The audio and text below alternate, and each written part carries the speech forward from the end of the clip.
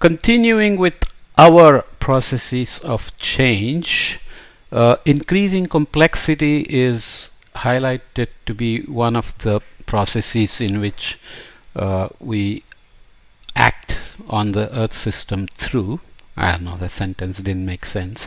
In addition to the increasing complexity of our globalized world, most domains of the modern society witness technological development at staggering speed, growing scale of industrial installations, increasing degree of integration of various systems, and a progressively more aggressive and competitive environment. It is in this dynamic context that various actors from state, market, and civil society converge to develop and ensure the functioning of society on a daily basis. This functioning of society depends largely on effective and efficient flows of people, capital, goods, services, both within and between cities, regions, and countries. Well, the complexities and the speed with which we change things sometimes can be good, like the vaccine discovery that happened for COVID. Faced with the pandemic, we compressed the process from a decade or longer into just a year or so, and hopefully they were all effective without any long-term side effects. Nonetheless, we also can assemble skyscrapers in just a month, because now they are built as blocks and assembled as Lego pieces. So we are very good at building massive installations and deploying things. And of course that also means such rapid transitions can leave many people behind. So globalization and rapid technological deployment and so on can leave people behind.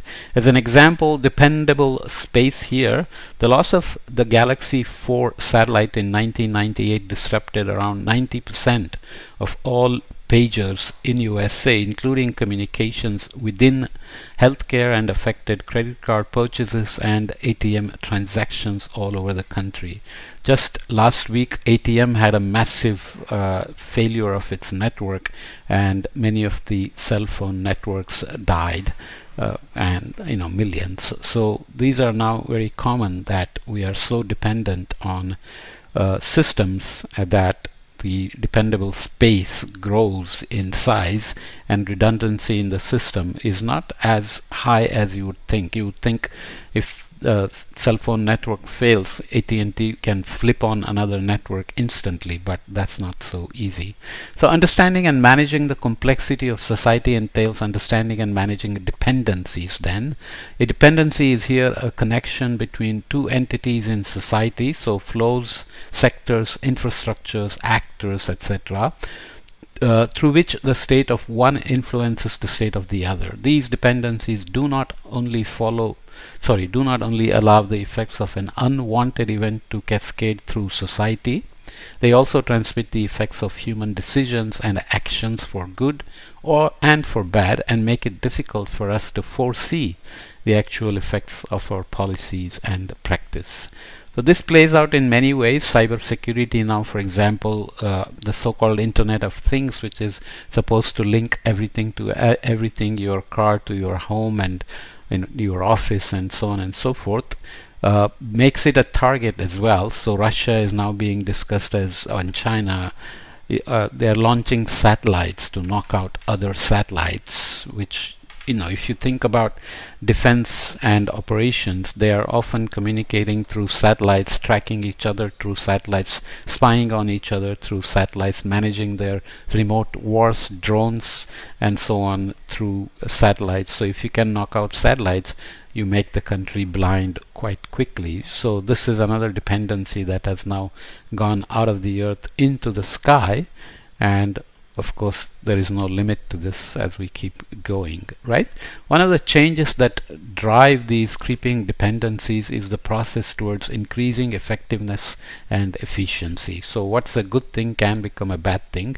Cell phones are great and very useful, very convenient, and really useful, but then you can text while driving or cross the road while texting and so on.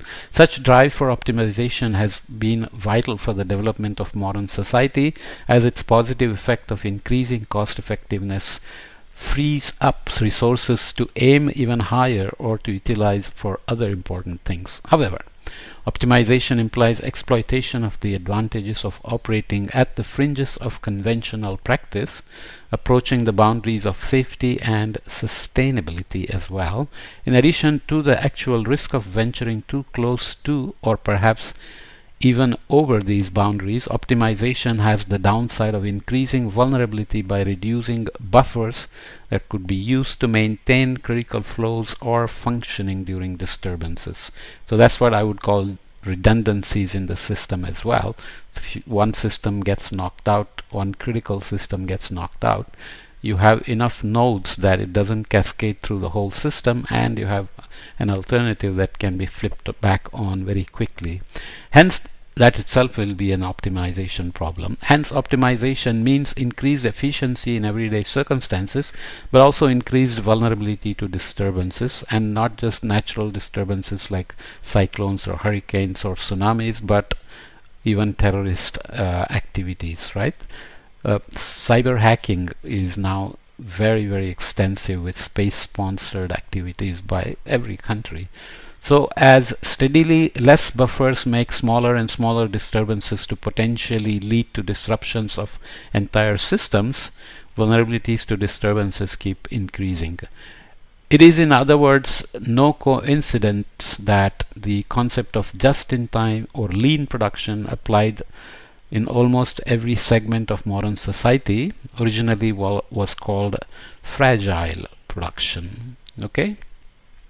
So let's look at an example before we move to the next topic. This is called fire in the hole. The 2002 Akalla tunnel fire in Stockholm, Sweden was likely to have started in a faulty cable splice on a high voltage electric power cable. The fire destroyed a number of high voltage electric power cables and a number of central telecommunication and IT cables, causing around 50,000 people and companies with a total of 30,000 employees to lose electric power. US had a breakdown in the grid and had pretty much entire eastern seaboard out of power for a few hours at least, and that was, several, I think more than 100 million people. And imagine all the transportation systems and industries and banks being shut down as well. The fire also caused parts of the roof to collapse, complicating the ensuing response and recovery activities. Most customers had to wait more than 2 days for the electricity to get back on. For a country like Sweden, that is not imaginable that it will be without electricity for 2 days.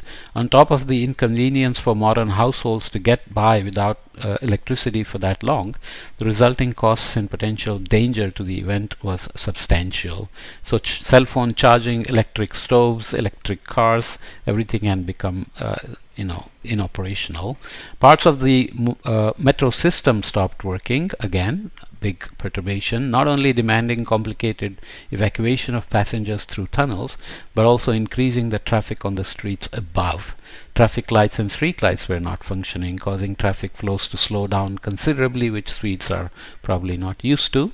Telephone landlines, mobile phone networks and IT networks stopped working. Elevators had to be manually evacuated, and the increasingly common code locks were generally made useless. Water and sewage pumps stopped, and failing refrigerators and freezers caused foodstuff to spoil.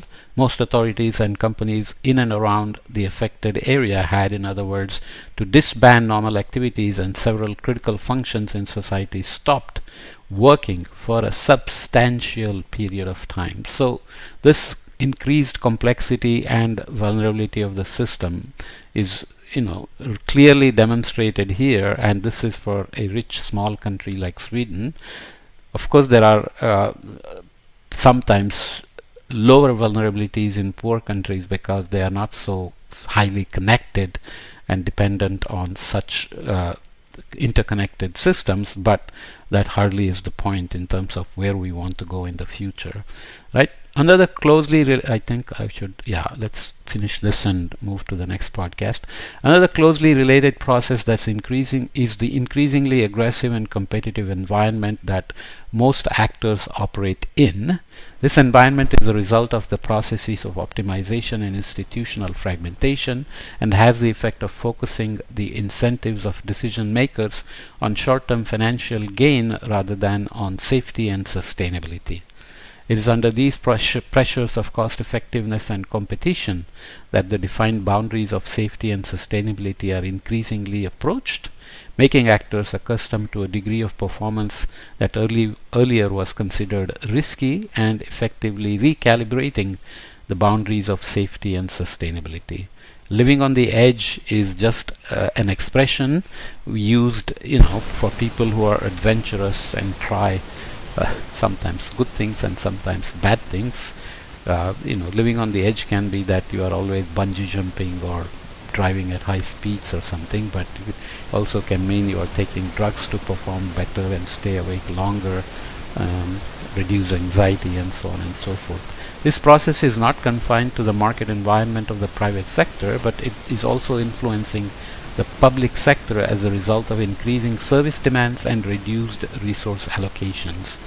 Imagine calling a bank because you have a problem. You will get a robot answering your call and putting you through a billion choices, make you really frustrated before you find your option, if at all, because many times the number of options are limited, and then it's very, very difficult to reach a real person. And if you do reach the real person, you may be waiting for a long time because cost cutting means they have reduced the service to bare minimum, right? Although the process of eroding margins is part of a normal process as human beings gain experience, the challenge lies in knowing when we have gone too far. Will we really know it, or will we continue to adjust to the new normals as they evolve?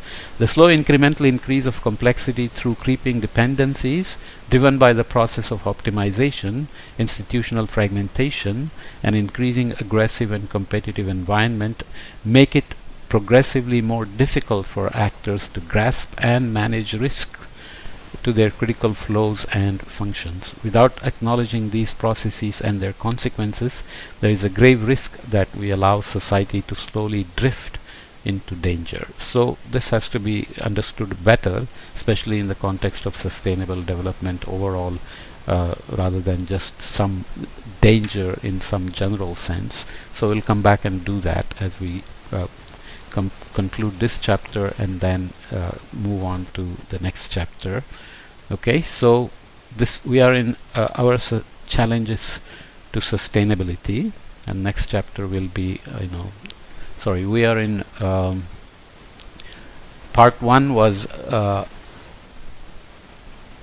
I can't remember, our state of the system or whatever. Second was approaching the system.